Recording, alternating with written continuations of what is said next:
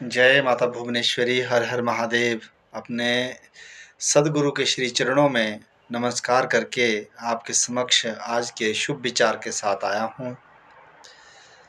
आज मैं उन शिष्यों के बारे में बात करना चाहूँगा जो शिष्य इस भुवनेश्वरी परिवार से जुड़े हुए हैं, जिन्होंने गुरु दीक्षा ली हुई है, गुरु मंत्र लिए हुए हैं और जो वो पूजन आराधन कर रहे हैं।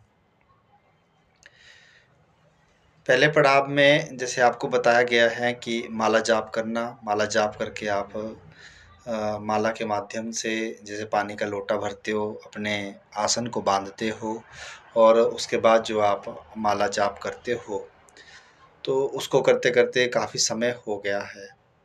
तो जिन साधकों का गुरु मंत्र सिद्ध हो गया है, वो भी आपको सबको वैसे बता ही दिया है।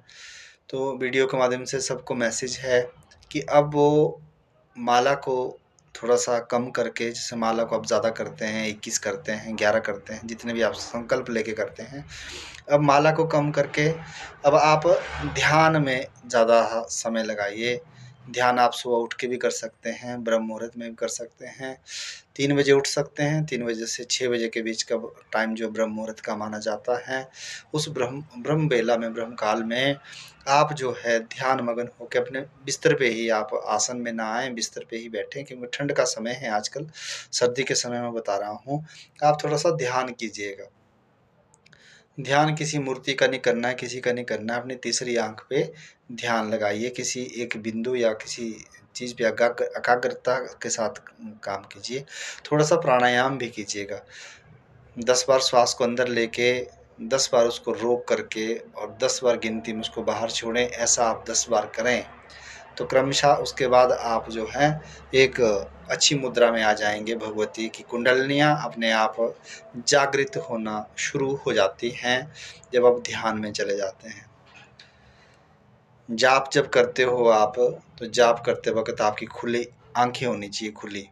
भगवान की आंखों में आंखें डाल के अगर आप जाप करेंगे, भगवान के जो श्री विग्रह होते हैं, उस विग्रह आपके पास हैं या नारियल रूप में है या मूर्ति के रूप में है, आंखों में आंखें डाल करके जाप करना चाहिए।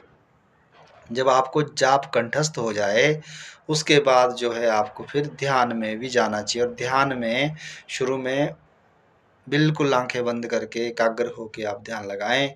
तो अगर सुबह सुबह करेंगे तो ध्यान ज़्यादा अधिक लगता है, क्योंकि उस वक्त शोर शराबा बिल्कुल नहीं होता, आपका ध्यान लग जाएगा। आप किसी भी क्षेत्र में रहते हैं, उस क्षेत्र में, पहाड़ी क्षेत्र में तो बिल्कुल सिंपल है। शहरी क्षेत्र में भी जो रह रहे हैं, वो भी अगर सुबह के ब्रह्म मुहूर्त में करेंगे तो मुझे लगता है कि सब सोते ही हैं लोग। उस समय जो है आपने ध्यान लगाना है। पहले ध्यान लगाइए, फिर अनाद की ओर जाएंगे, अनाथ की ओर जाएंगे, ऐसे ऐसे करके क्रमशः एक एक पौड़ी को, एक स्टेप को चढ़ते जाएंगे। तो जा करके फिर हम जो हमारा लक्ष्य है, उस लक्ष्य को हमने हासिल करना है। माँ भगवती की कृपा आप सब पे बनी रहें और सब आप अपने घरों में भगवती का गुणगान करिए। माता रानी हमारी बहुत ही भोली हैं, बहुत सीधी हैं, लेकिन जब क्रोधित होती हैं तो फिर वो बहुत ही क्रोधित हो जाती हैं। वो भी बच्चों को सुधारने के लिए होती हैं,